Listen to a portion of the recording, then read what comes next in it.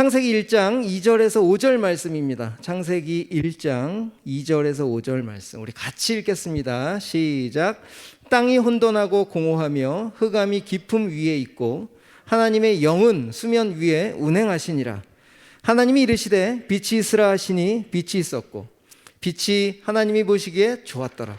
하나님이 빛과 어둠을 나누사 하나님이 빛을 낮이라 부르시고 어둠을 밤이라 부르시니 저녁이 되고 아침이 되니 이는 첫째 날이니라. 아멘. 자, 지난주부터 창세기를 여러분들과 나누고 있습니다. 자, 지난주에 두 가지를 이야기를 했어요. 첫 번째, 창세기의 이름은 어떻게 지어졌을까? 어떻게 지어졌죠? 우리 원어를 좀 띄워주시면 원래 히브리어의 베레시트라고 하는 이 단어, 태초, 처음 이런 뜻의 단어를 헬라어로 직역했을 때 게네시스를 영어로 번역했을 때 제네시스. 그래서 여러분 현대 자동차 제네시스를 볼 때마다 뭘 기억해야 돼요? 창세기를 기억하면 돼요. 운전할 때마다 지나갈 때마다 차를 볼 때마다 와, 저 차 타고 싶다라고 하는 것이 아니라 이 만물을 창조한 창세기가 생각이 나야 돼요. 제네시스. 알겠죠? 그렇게 창세기의 이름은 태초에라는 단어를 가져다가 책 제목을 만들었다. 이 정도는 여러분들이 좀 알아야 되고요. 두 번째, 정말 중요한 이유가 있습니다. 하나님이 창세기를 왜 기록하게 하셨을까? 또 언제 기록해야 했을까? 라는 것이 여러분 창세기를 공부하는 내내 머릿속에 베이직으로 기억하고 있어야 돼요. 그냥 마음에 창세기를 기록한 이유를 그냥 여러분들이 외워야 돼. 그래야 창세기를 이해하고 창세기를 공부할 때 아, 이래서 그렇구나, 이래서 이렇게 창조하셨구나, 이래서 이런 일들이 있었구나 라고 하는 것이 계속 쌓일 수 있어요. 그래서 창세기 1장부터 11장까지는 성경 전체를 이야기하고 있기 때문에 여러분들이 여기만 공부를 잘해도 성경 전체를 볼 수 있는 눈이 떠질 수 있어요. 자, 질문하겠습니다. 창세기를 언제 기록했을까요? 아시는 분? 언제? 어디서? 그럼 어디서? 이렇게 대답을 안 할 수 있을까? 누가? 모세. 좋아요. 여기까지 좋았습니다. 모세를 통해서 기록했는데 언제? 하나님의 백성이 애굽이라는 세상의 종살이를 430년 동안 했어요. 그렇죠? 그런데 그 종살이를 한 이유가 있어요. 하나님의 언약의 백성임에도 불구하고 아브라함이 하나님과 언약을 맺고 하나님의 선택된 백성으로 너의 민족을 내가 큰 민족을 만들 거야. 그런데 너희들이 세상에 함께 살아야 되고 세상의 종이 무엇인지, 죄가 무엇인지를 알아서 너희들이 그 죄를 경험해보고 그 죄 안에서 제사장의 나라가 되기 위해서 너희들이 좀 4대에 걸쳐서 애굽이란 나라에 너희들이 포로로 잡힐 거야 하고 아브라함과 하나님과 언약을 맺을 때, 고대 언약을 맺을 때 아브라함을 잠들게 하시고 하나님의 횃불이 지나가실 때 그 아브라함 자는 동안에 말씀하신 것이 너희 후손들은 4대 만에 다시 돌아올 거야 라고 미리 말씀하셨어요. 그 이유가 뭐라고요? 우리가 죄 좀 경험해보고 내가 죄인인 걸 알아야 하나님의 은혜가 얼마나 귀한지를 알기 때문에, 선택된 것이 얼마나 귀한 것인지를 알기 때문에 하나님이 허락을 하신 거예요. 하나님의 언약 백성임에도 불구하고 세상 속에서 종살이를 해보도록, 그들의 마음을 알고 그들의 죄의 힘듦을 몸소 체험을 해봐야 그들의 마음을 끌어 안을 수 있기 때문에 하나님은 그 언약 백성임에도 불구하고 종살이를 하도록 허락하신 거죠. 그래서 여러분들이 소망이 있는 거예요. 지금 세상에서 한 발 딱 딛고 또 주일에는 한 발 딱 딛고 주일에 와 있지만 내 삶이 죄에 묻어 있고 내 삶이 세상에서 묻어 있지만 하나님이 이렇게 경험시키신 언약 백성으로 마침내 우리 이스라엘 백성들을 온 나라의 제사장, 온 세상의 제사장 나라로 세운 것처럼 여러분들을 마침내 제사장으로 세울 것이 저는 확신이 들기 때문에 저는 믿습니다. 그래서 여러분들이 이렇게 예배 드리는 것이 참 중요하다 꼭 기억하죠. 그래서 다시 이제 돌아와서 여러분들 그렇게 종살이로 430년 동안 하다가 하나님의 은혜로 전적으로 해방이 됐는데 430년 동안 닳고 다른 거예요. 거기서 살다 보니까 그 죄에 그냥 묻혀버렸어. 그들의 삶이 내 방식이 되어버렸고 그들의 생각이 내 생각이 되었고 하나님이 5대 전에 아브라함한테 약속하셨던 약속의 말씀은 다 잊어버린 거예요. 그들이 거기서 사는 동안에. 그러니까 하나님이 마침내 그들을 건져내셔서 광야길로 해방을 시켜놨는데도 불구하고 그들의 몸에 찌들어 있는 그 우상숭배 사상, 현실주의 사상, 애굽에서 살던 그 습관들이 그냥 남아있어서 하나님의 구름기둥도 보고 하나님의 불기둥도 보고 하나님 주시는 은혜의 샘물도 터져서 먹고 만나도 먹으면서도 여전히 내 한쪽 입에서는 불평이 나오는 거지.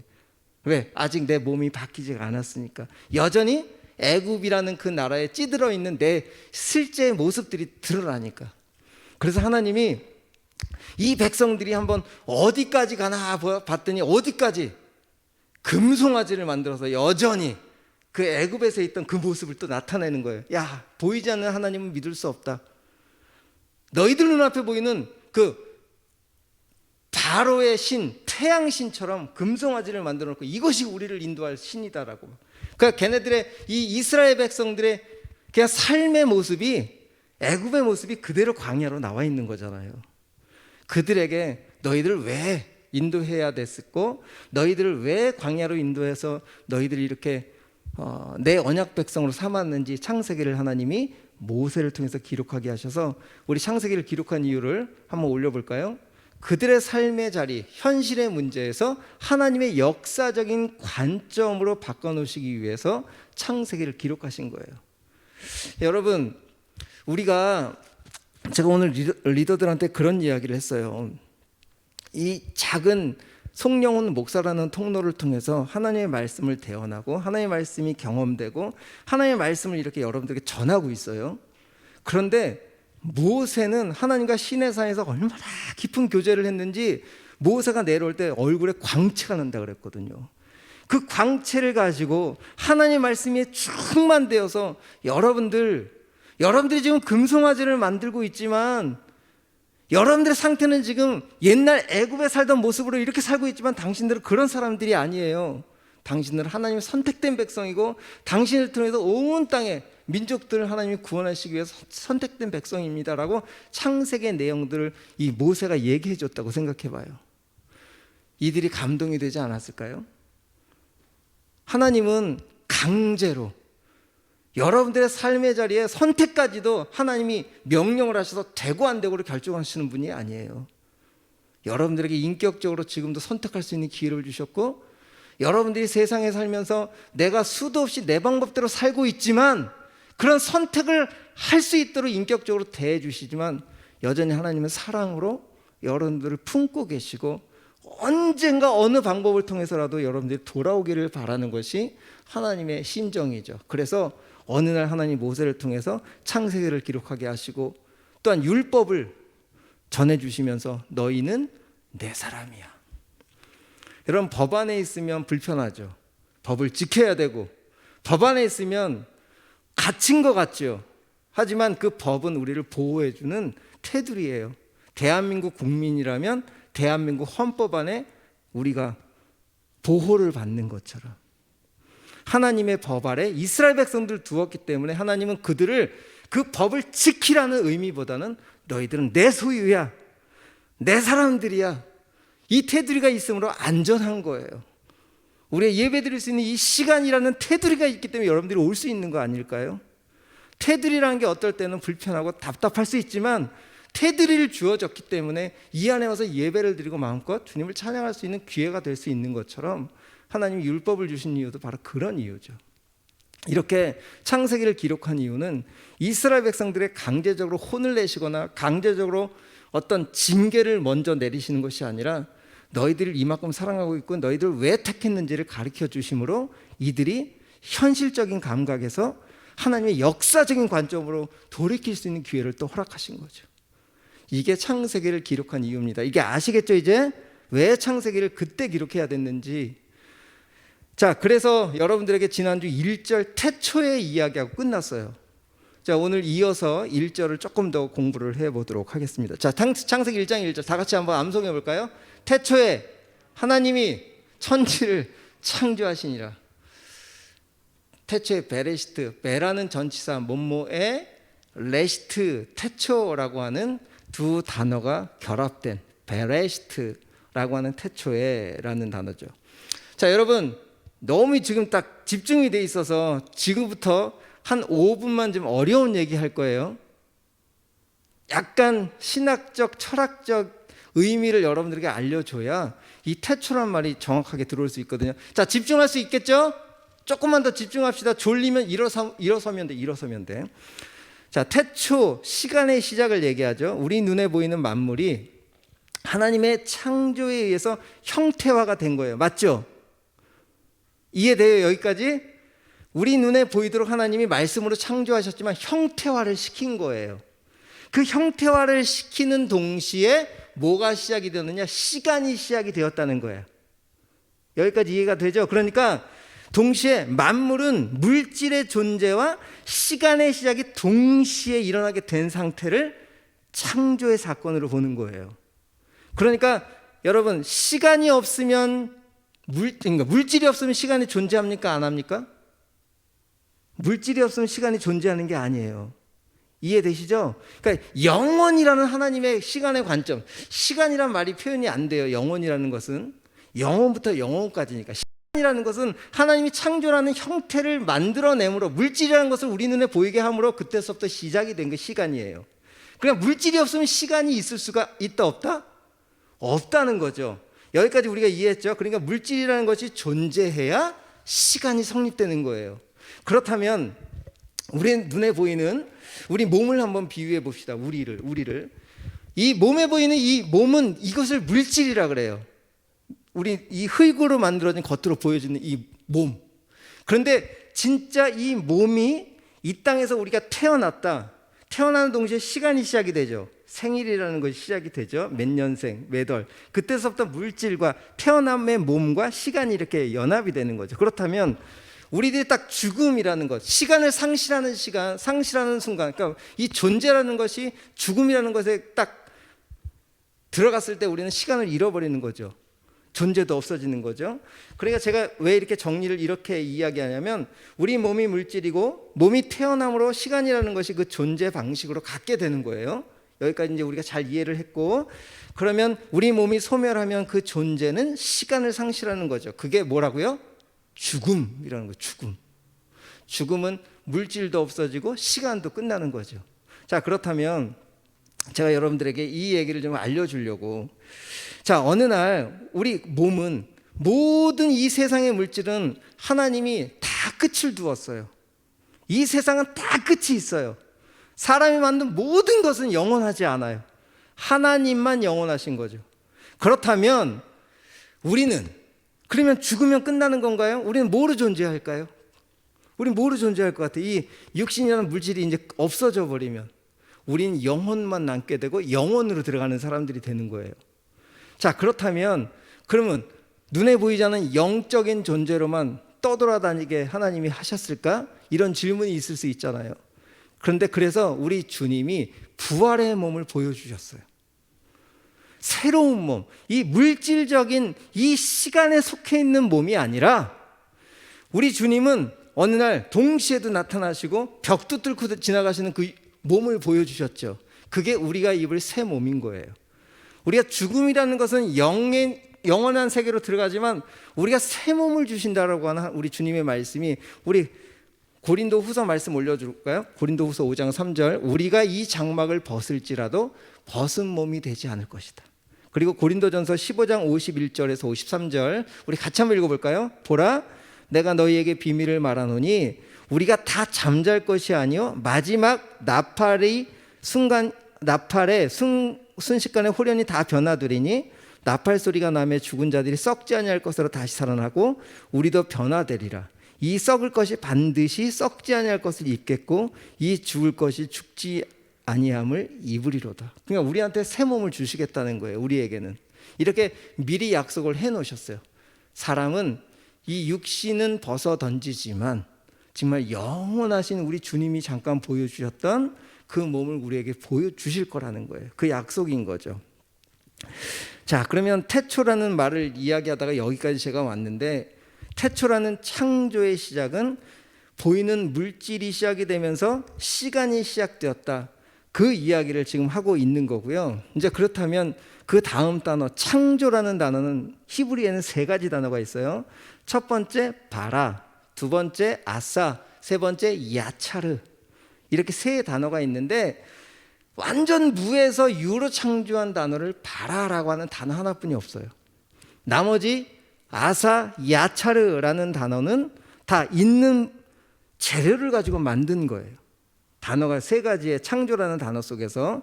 그러면 사람, 흙으로 특별한 목적을 가지고 만들었다라고 했을 때는 야차르라고 하는 단어를 써요. 흙을 가지고 특별한 이유를 가지고 목적을 가지고 만든 그 창조라는 단어가 야차르. 그런데 완전히 없는 상태에서 있게 하신, 하나님의 창조가 있게 하신 그 창조라는 단어는 바라라는 단어예요. 오늘 좀 어렵지만 여러분들이 이 정도는 이렇게 좀 잘 기록하고 좀 확인하면 좋겠는데, 지금 아무것도 없던 곳에서 천지가 나타난 거죠. 그러니까 이 얘기를 하고 싶은 거예요. 하나님은 내가 창조론을 강조하고 있는 것이 아니라 아무것도, 무에서 아무것도 없는 상태에서 하나님이 창조를 해놓으셨다, 어떤 물질을 만들어 놓으셨다, 하나님의 세상을 만들기 시작하셨다라는 것을 1절에서 말씀하고 싶으셨던 거예요. 그러니까 1절을 기억할 때마다 창조론을 강조하는 것이 아니라 선포와 선언이다. 여기서 우리가 믿음과 신앙이 시작되는 거예요. 이 온 세상을 만든 분이 하나님이시고, 그렇다면 온 이 세상에 속해 있는 나의 주인은 하나님이시다 라는 것이 시작이 바로 믿음이고 신앙이라는 거죠. 여기서 출발이 안 되면 신앙이 시작이 안 돼요. 이 얘기를 창세기 1장 1절에서 여러분들에게 말씀하고 있는 거죠. 자, 그렇다면 이렇게 하나님은 내가 무에서 유를 창조한 이 만물의 주인이라고 선포하시면서 2절부터 창조할 상황을 설명하고 있는 것이 2절이거든요. 자, 2절 같이 읽어보겠습니다. 시작. 땅이 혼돈하고 공허하며 흑암이 깊음 위에 있고 하나님의 영은 수면 위에 운행하시니라. 오늘 말씀의 제목이 성령님이 운행하시다라는 거예요. 이게 아주 여러분 꼭 기억하셔야 될 너무 귀한 은혜의 말씀인데, 2절부터 창조 기사 속에 하나님은 복음이라는, 은혜라는, 사랑이라는 것을 숨겨 놓으셨는데, 이 세 가지 단어를 여러분들에게 오늘 꼭 기억했으면 좋겠어요. 첫 번째, 땅의 상태를 얘기하는데 첫 번째 뭐라고요? 혼돈. 두 번째, 공허. 세 번째, 흑암이 깊음 위에 있다. 여기서 설명한 대로 혼돈이라는 그 단어 자체의 의미로만 생각하면 아직 형태가 갖춰져 있지 않은, 틀이 없는 이런 상태를 혼돈이라는 거예요. 그러니까 질서가 없다 이런 뜻이 아닙니다. 원어 자체의 의미는 이렇게 형태가 아직 갖춰져 있지 않은 상태. 그 다음에 공허라는 것은 텅 비어 있는 빈 상태. 세 번째, 요 흑암이라는 단어가 조금 어려운데, 흑암이라는 단어를 알기 위해서는 요한계시록 말씀을 한번 가보겠습니다. 20장 1절 말씀 같이 시작. 또 내가 보니 천사가 무저갱의 열쇠와 큰 쇠사슬을 그의 손에 가지고 하늘로부터 내려와서, 계속해서요, 용을 잡으니 곧 옛뱀이요 마귀요 사탄이라. 잡아서 1000년 동안 결박하여 무저갱에 던져 넣어 잠그고. 여기에 무저갱이라는 단어가 깊음이란 뜻이에요. 흑암이 깊음 위에 있다. 흑암이란 단어가 무저갱이 아니라 깊음이라는 단어가 무저갱이에요. 그러니까 여러분들이 이 흑암이라는 단어를 설명했을 때 어떤 공간적인 무저갱을 얘기하는 것이 아니라 깊은, 어두운, 끝없이 어두운이란 뜻인 거예요. 상태적인 이야기를 하고 있는 거죠.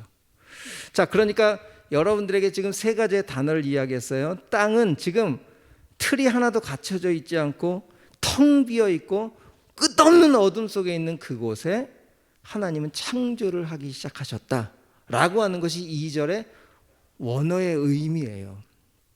자, 그런데 여기에 하나님의 영이 운행하셨다라고 하는 말씀을 통해서 창조의 사역은 하나님, 성부 하나님 혼자 하신 것이 아니라 성령 하나님과 함께 하셨다라는 것을 알려주는 거고, 또 요한복음 1장 2절 3절 말씀 한번 보면 그가 태초에 하나님과 함께 계셨고 만물이 그로 말미암아 지은 바 되었으니, 이 그가 누굴까요?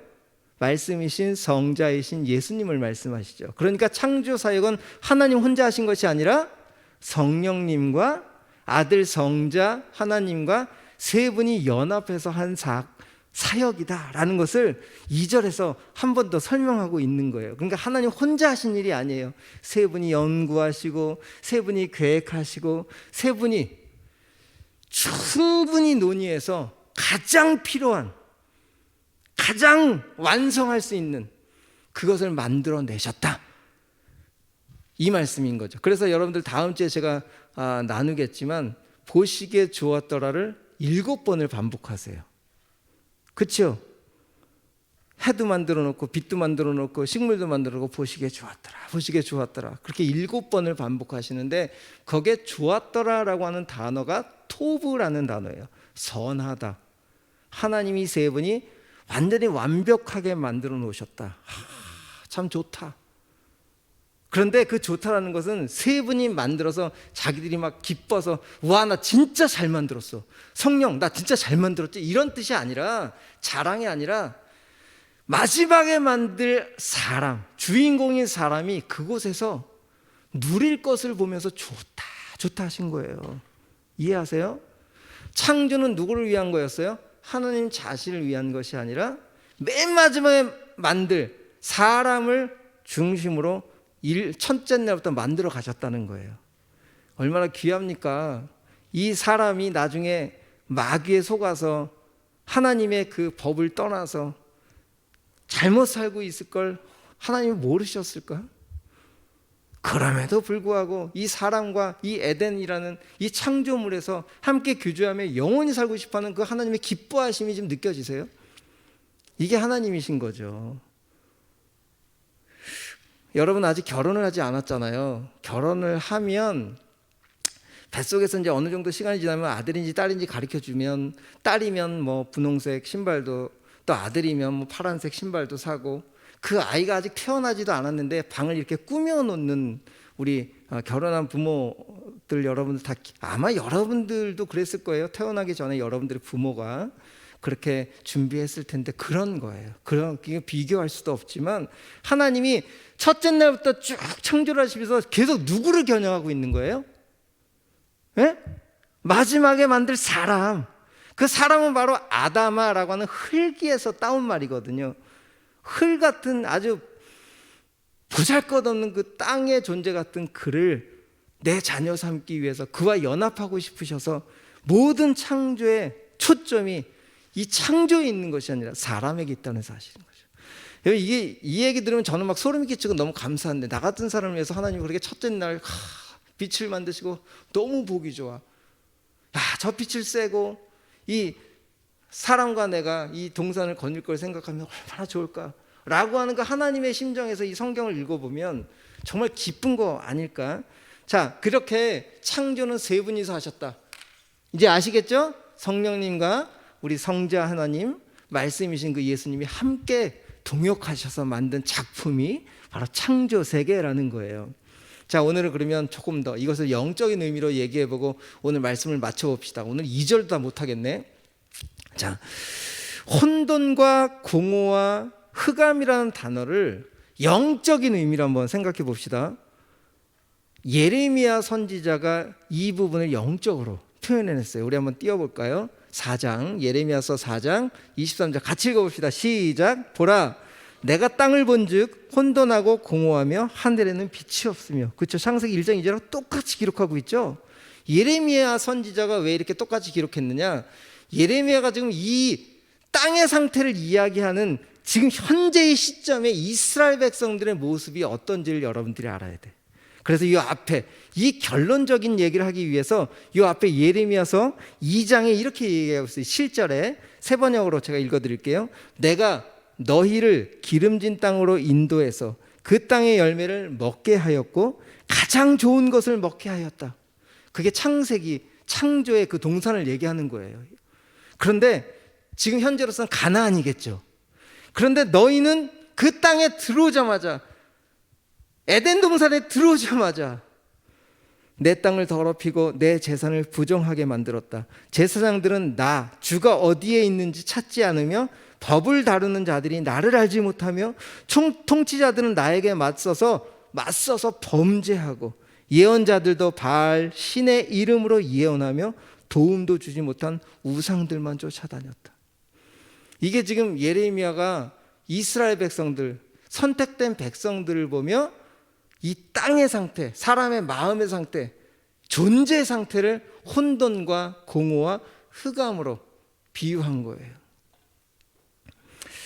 저는 이 혼돈, 공허, 흑암이라는 단어를 여러분들의 마음에 비춰봤으면 좋겠다는 거예요. 여러분들 하나님이 선택한 사람들이에요. 창세 전부터 오늘 우주 형제가 고백한 것처럼 에베소 1장 3절부터 창세 전에 나를 준비하고 계획하신 그 말씀대로 우리는 분명히 선택받은 사람들이에요. 그런데 예레미야 선지자가 지금 선포하는 것처럼 너희들의 지금 상태는 어떤 거냐 이거예요. 지금 혼돈 속에 있거나 혹 공허한 속에 있거나 흑암의 깊은 곳에 혹시 빠져 있지는 않는가? 라고 지금 질문하는 거예요. 여러분들에게 이 부분에 대해서 좀 무거워져요. 왜? 다 걸리거든요. 이 세 가지 안 걸리는 사람이 하나도 없거든요, 여기에. 왜 이 땅이 점점 화려해지고 점점 발전되고 점점 네온사인으로 밝아지는 것 같은데 사람들은 점점 아프고 정신질환이 더 많아지고 더 공허하고 더 필요한 것이 많아지고 더 먹고 싶은 게 많아지는 그런 빈속으로 가는 그런 모습들이 왜 나타날까? 바로 이 얘기를 하는 거예요. 하나님이 그렇게 인도하고 가나안까지 집어넣는데 하나님이 그렇게 애지중지 창조의 첫째 날부터 여섯째 날까지 그렇게 만들어 놓고 모든 걸 다 먹을 수 있도록 단 한 가지만 먹지 말게끔, 그것도 법이라는, 제가 이 부분도 이제 그때 3장에 가서 정확하게 나누겠지만 너는 내 사람이야 라고 하는 그 법 하나 준 것을 어겨서 그 모든 것을 망가뜨린 것처럼 지금 이스라엘 백성들의 상태가 그렇다는 거고요. 오늘 이 시대에 하나님의 백성들이 우리가 좀 그렇게 살고 있다라고, 너희들 좀 공허하지 않니? 너희들 지금 혼돈 속에 질서가 다 깨져 있지 않니? 너희들 지금 정말 하나님의 빛을 피해서 어두운 가운데 가 있지 않니? 라고 지금 질문하는 거예요. 여러분 고개 드세요. 저 고개 드세요. 다 해당되니까 괜찮아. 괜찮아. 왜? 다음 절이 있어서. 그 위에 땅은 공허하고 혼돈하고 공허하며 흑암이 깊음 위에 있지만 그 다음 절이 중요해. 그 위에 하나님의 영이 운행하시더라. 여전히 하나님은 그런 우리를 끌어안고 계시고 여전히 우리 그런 걸 아시면서 회복시키시겠다, 재창조하시겠다라고 하는 것이 창세기 1장 2절에 숨겨놓은 하나님의 비밀인 거죠. 그 운행하다라는 단어가 여러분 소름 끼칠 만큼 어떤 단어냐면 라하프라는 단어예요. 다시 빨리 적어. 이건 되게 중요한 거야. 운행하다, 라하프. 이 뜻은 암탉이 달걀을 품고 있는 상태, 그걸 라하프라 그래요.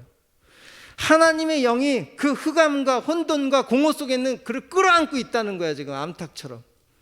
왜? 어떻게 하려고?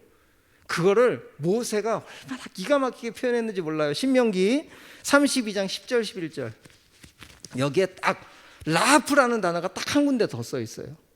성경에 여호와께서 그를 황무지, 토후, 공허 똑같은 단어예요. 에서 호위하시며 보호하시고 자기의 눈동자같이 지키셨다. 지금 라하프를 설명하고 있는 거예요. 이제 다음 절이 너무 중요해. 마치 독수리가 자기의 보금자리를 어지럽게 하며 자기의 새끼 위에 너풀거리며. 자, 여기에 중요해. 독수리가 자기의 보금자리를 어지럽히는 이유는 뭐예요? 지금 자기 새끼들을 품고 부화했어요. 그 아이들을 어지럽히다는 건 떨어뜨리는 거야. 아직 날개짓도 잘 하지 못할 애들을 떨어뜨리는 이유가 뭘까요? 죽이려고? 그 아이가 떨어져서 날개짓을 해서 정말 훌륭한 독수리가 되도록 뭐로 받아내는 거예요? 자기가 몸으로 날아가 가지고 그 날개로 자기 새끼를 받아내는 것을 지금 표현하고 있는 거예요. 다시 띄워주세요.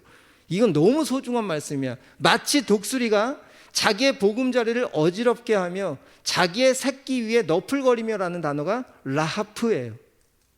그러니까 라하프는 달걀만 품고 있는 상태가 아니라 개가 부화해서 날개짓을 할 만큼 성장할 때까지 내가 너를 운행하고 품고 있겠다라고 하는 것이 이 지금 2절 안에 숨어져 있는 거예요. 여러분, 이게 소망이라니까요. 하나님은 우리가 실수했다고 그냥 내버리고 쳐버리시는 분이 아니라는 거야. 우리가 그렇게 공허와 혼돈 속에 흑암 가운데 완전 무너져 있지만 그럼에도 불구하고 하나님의 영은 그 수면 위에 운행하시면서 라하프처럼 그 지구 덩어리를 품고 있는 듯이. 제가 그 사진 하나 올려주시겠어요? 마지막 사진. 이렇게 지구라는 것을 두 손 꼭 붙잡고 있는 것처럼, 이게 지금 누굴까요? 제네시스, 창조의 시작, 창조의 주관자이신 하나님이 여러분들을 두 손으로 붙잡고 있다는 사실인 거죠. 이게 2절이 여러분들에게 주는 귀한 의미인 거예요. 여러분, 이렇게 마음속으로 하나님, 저는 지금 공허하고 혼돈 속에 있고 흑암 가운데 있지만 여전히 나와 함께 운행하시고 나를 품고 계시고 마침내 내가 부하가 되어서 하나님의 귀한 사람으로, 동역자로 사용될 것을 믿습니다. 이게 믿음이고 이게 은혜인 거지. 여기엔 한 사람도 예외가 없어요. 창조물 안에 여러분들이 다 포함되어 있기 때문에 그래요. 여러분, 이것이 오늘 여러분들과 나누고 싶었던 거예요. 2절 안에 다음 주부터 3절 3절, 4절, 5절을 나눌 건데, 이렇게 창세기 한 절 한 절이 하나님의 복음이고 우리를 향한 하나님의 사랑의 표현이고, 오늘 라하프, 다른 거 다 잊어버려도 2절의 혼돈과 공허와 흑암 속에 있는 우리를 운행하고 계시는 라하프라는 단어만 한 주 동안 내가 좀 힘들고 어렵고 과정 속에 있어도 여전히 나를 품고 계시는구나, 내가 성장할 때까지 나를 붙잡고 계실 거구나 라고 하는 그런 믿음을 가지고 한 주 승리하시길 축복합니다. 그 마음으로 우리 이 찬양 합시다. 아주 제일 비슷한 의미가 있는 찬양 같았어요. 주역이 운행하시네 나 경배해. 큰 길을 만드시는 주, 큰 기적을 행하시는 주, 그는 우리의 하나님이다. 우리 진짜 깊이 이 찬양 한번 깊이 한번 묵상했으면 좋겠습니다.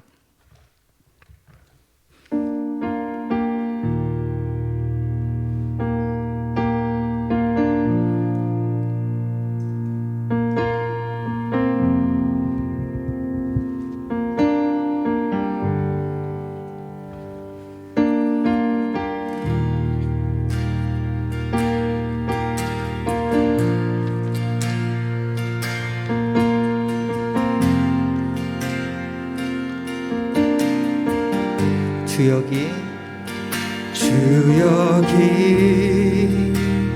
운행하시네 나 경배해 주 경배해. 주역이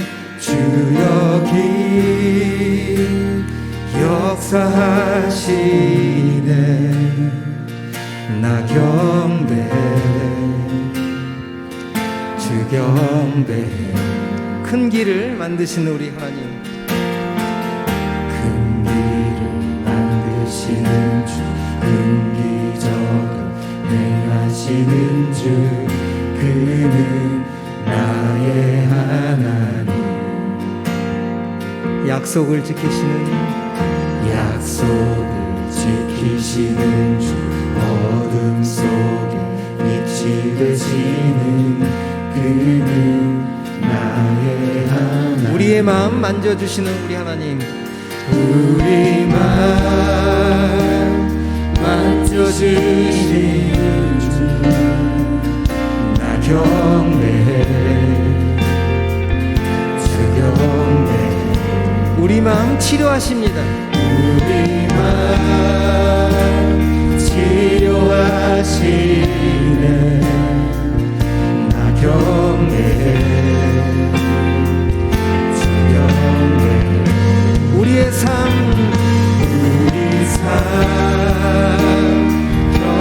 변화시키네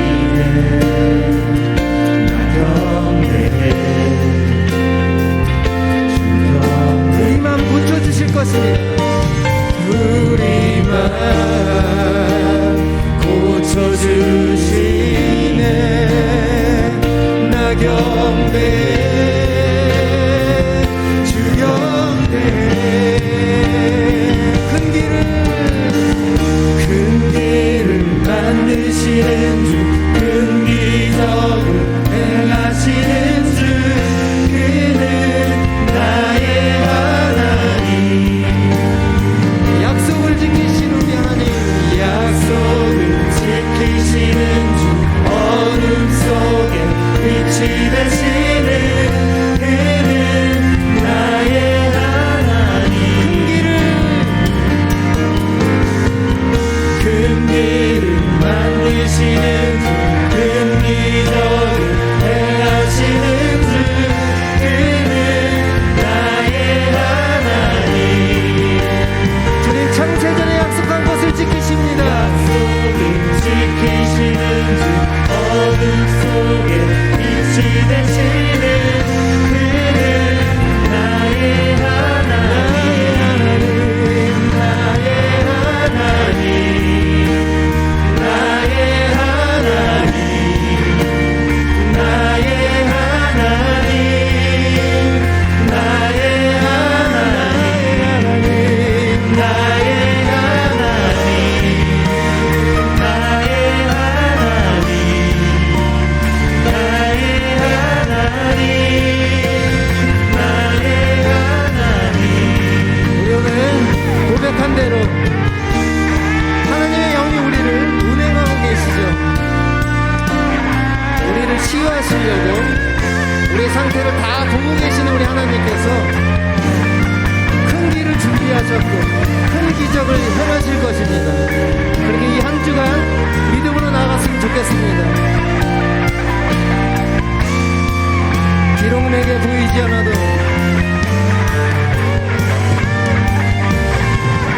비록 내게 보이지 않아도 비록 내게 느껴지지 않아도 일하시네 주를 결코 멈추지 비록 내게 보이지 않아도 비록 내게 느껴지지 않아도 일하시네 우리 다시 한번 선포합시다. 비록 내게 보이지 않아도 비록 내게 보이지 않아도 비록 내게 느껴지지 않아도 일하시네 주님 그는 결코 멈추지 비록 내게 보이지 않아도 비록 내게 느껴지지 않아도 일하시네 주님 그는 결코 큰 길을 만드시는 주 큰 기적을 행하시는 주 그는 나의 하나님 약속을 지키시는 주 어둠 속에 빛이 되시는 그는 나의 다시 한번 큰 길을 만드시는 큰 길을 만드시는 주 큰 기적을 행하시는 주 그는 나의 하나님 약속을 지키시는 주 어둠 속에 빛이 되시는 그는 나의 하나님 나의 하나님 나의 하나님 나의 하나님 나의 하나님 나의 하나님 나의 하나님 나의 하나님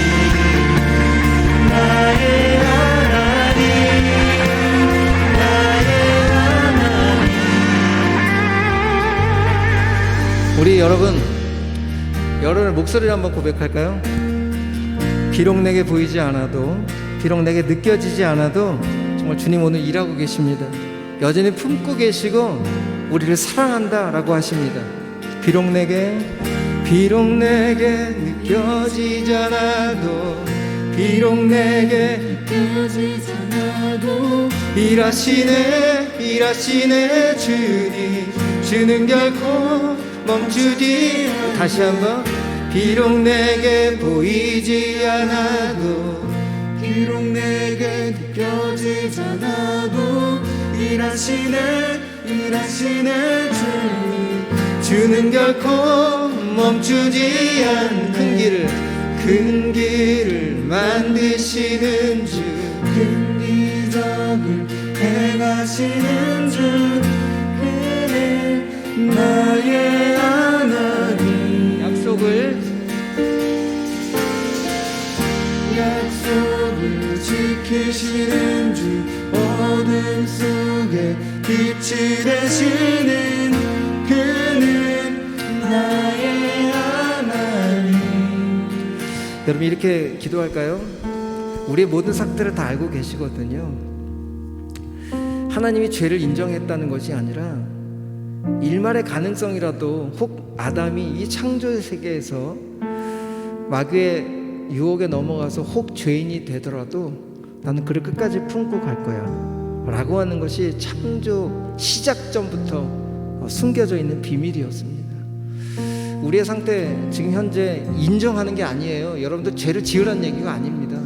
그런 상태에 있음에도 불구하고 하나님의 영역 안에 운행하시는 안에 여러분들이 있다는 사실을 절대 놓치지 마십시오. 여러분들 그런 존재라는 거예요. 그런 마음으로 우리 한번 주님 앞에 내 안에 있는 상태가 이래요, 주님 저를 좀 불쌍히 여겨주십시오 라고 우리 기도하며 나갑시다. 기도하겠습니다.